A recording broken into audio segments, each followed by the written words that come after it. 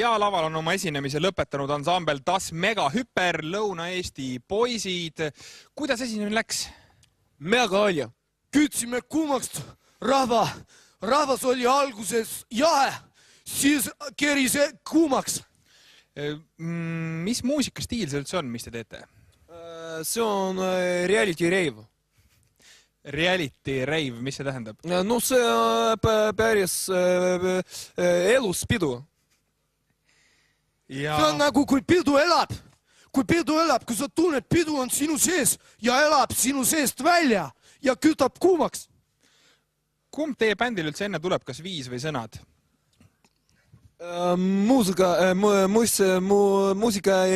on pärast on muusika. Meil on põhjad on valmis. Me oleme nagu artisti ja produtsent. Saad aru? Me nagu teeme koos, mõtleme. Kõigepealt on muusik valmis, siis otsime sõnu. Ja kui kaua te seda Are You Ready laulu kirjutasite? 2 nädal. Esimene nädal tuli Are You.